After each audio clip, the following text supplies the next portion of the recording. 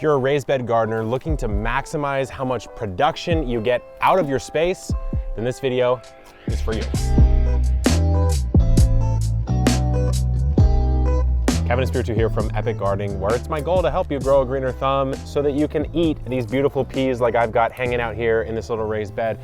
I'm no stranger to raised bed. Many of you are no stranger to growing in raised beds, but there are a lot of little nuances or intricacies to growing in them that I think could really help you boost your production, decrease the amount of pests and disease you deal with, just overall have more success, which is exactly what we're gonna dive into in this video. And at the end of this video, we will be doing the most epic giveaway I've ever done in my entire career here on Epic Gardening, where we're giving away 5 custom painted Birdies garden beds and 35 copies of my book, Grow Bag Gardening, in partnership with Sierra Nevada Brewing Company and Strange Beast. So, cultivate that like button to up your chances of winning the giveaway by, actually I don't think I can give you, legally I don't think I can give you that blessing, but I will bless your raised beds with 20% more harvests and higher yields. And let's get into the video. The first thing to remember about growing in raised beds is that they really are unlockers of gardening potential. So there's a few cases where you really want to use them over growing in ground.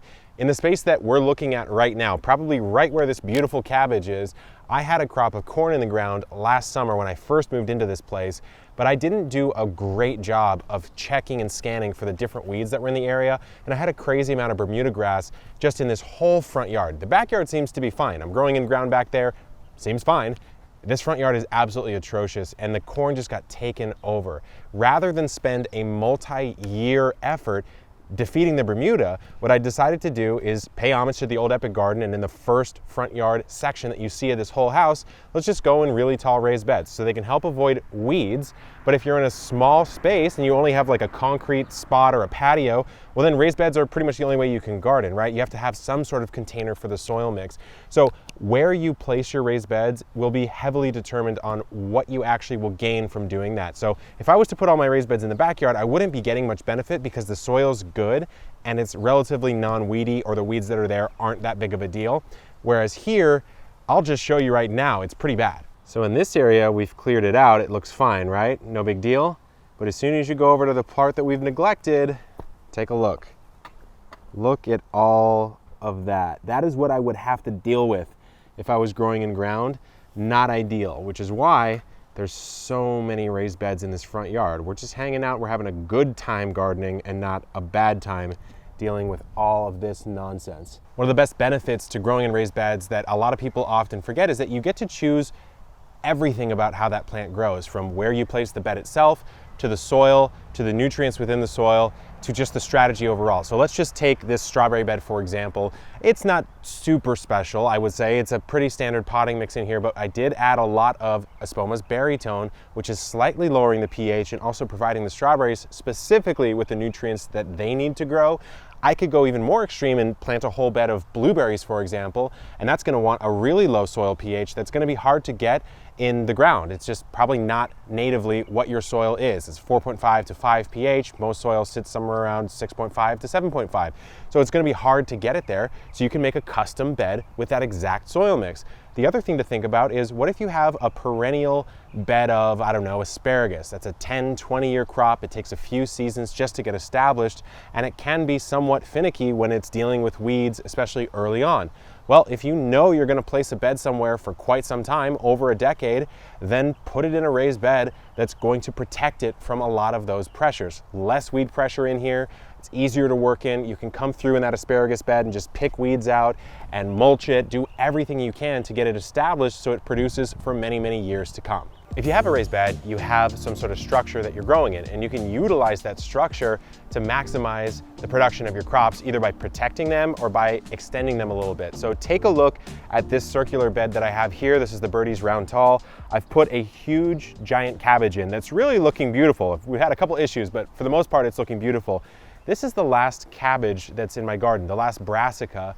And we all know that those have a lot of different pest issues, and I really want to protect this. So instead of having to row cover over a whole garden area or whatever, I can just throw a couple little bamboo stakes if I want, or some PVC, and then just put a floating row cover here and staple it, and I've protected this completely while still letting light come through and actually keeping the temp down just slightly, which the cabbage is going to like, without having to affect all these other beds over here.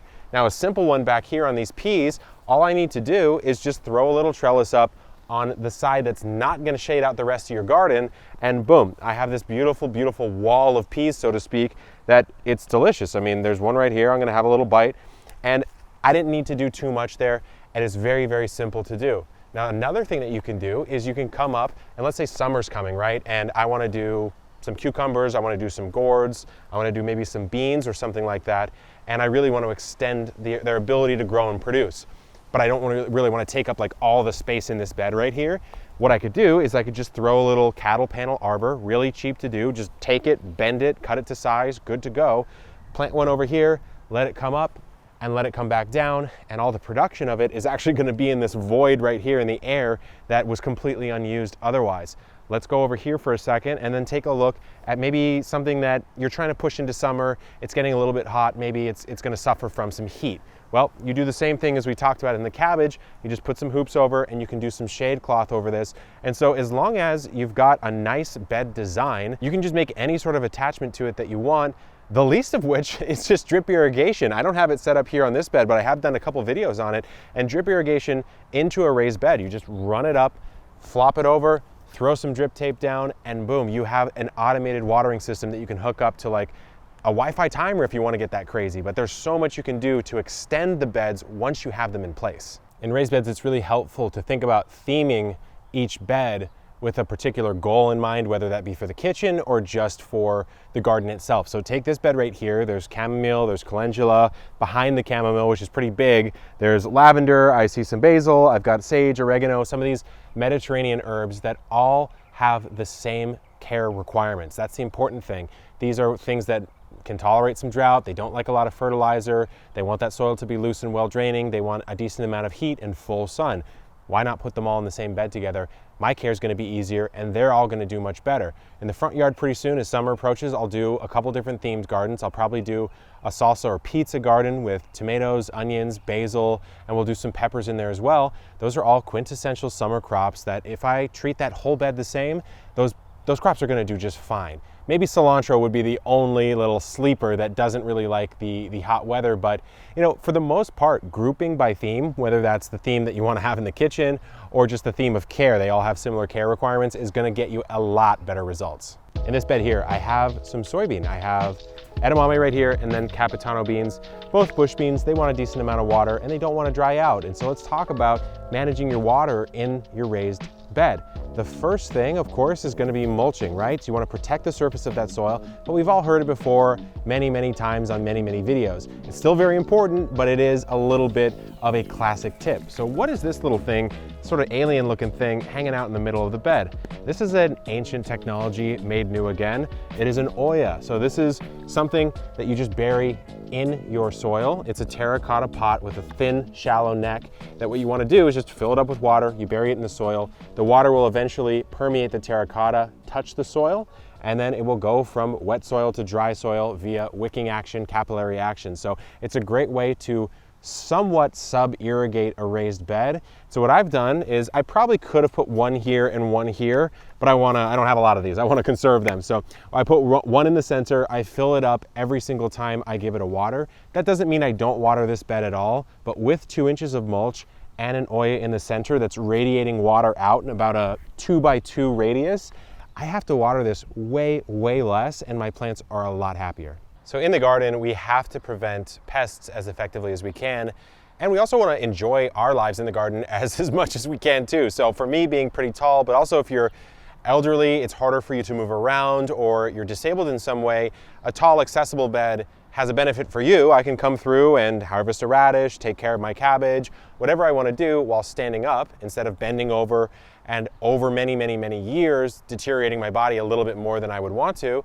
But also, what can't get into a tall raised bed? Well, gophers are going to have a hard time. If you've watched my video on how to fill a tall raised bed, you know right about here or so, it's logs. Gophers aren't coming up through that, and I could even put hardware cloth down or landscape fabric if I wanted to really prevent any digging pest from below. But at the same time, a rabbit can't make it into a 30-inch tall bed. I've seen a squirrel get in, but only when it was jumping from something else. So if a squirrel somehow could get up on this green stalk and then jump in, it could get in. I have yet to see them be able to climb up the side of a bed that's around 30 inches tall or so. And then for your flying pests, like we mentioned before, you can easily cover a raised bed. But that's not the only thing I wanted to talk about in this front yard here. Take a look at these 4 beds right here. Now, I'm not really a huge crop rotator, but if you do know for a fact, let's say that this bed right here, it was filled with tomatoes and you got some blight issues that just are soil-borne, it's a soil-borne disease, you could just not plant tomatoes here and you could rotate them this way. So you could sort of counterclockwise rotate things, like maybe you have your brassicas here, you've got your legumes, your beans and stuff right there, you've got your tomatoes and stuff right there, and then you have some flowers, and you could just rotate it season by season. And I don't know, it just feels like it's a little bit easier to do that in a raised bed. It's easier to conceptualize and actually execute that crop rotation if it's something that you do. However, we now have to get to the most epic giveaway of all time. We have to go into the backyard. We're giving away 5 Birdies beds and 35 copies of the Grow Bag Gardening book. So let's go back and I want to show you what we got. So here we have it, 5 custom painted original 6-in-1 Birdies raised beds that we're giving away to 5 of you here in the Epic Gardening community, just as a way to say thank you for all this incredible growth that we've seen over the last year or so. I'm super grateful. It's literally changed my entire life. And so I partnered up with Sierra Nevada Brewing Company and Strange Beach Kombucha, which is their kombucha line. And we teamed up, we picked 5 San Diego local artists who just made these incredible murals, if you will, on the sides of these. So we're giving 5 of these away, link is in the description, but runners up, there are gonna be 35 runners up. I'm giving 35 copies of my book, Grow Bag Gardening, away, and actually hundreds more who didn't win either of those will also win something special that you'll see a little bit later. So it's just a way to say thank you, and I'm super grateful that we were able to do this. So links in the description for that. Hope you enjoyed these raised bed tips. Good luck in the garden, and keep on growing.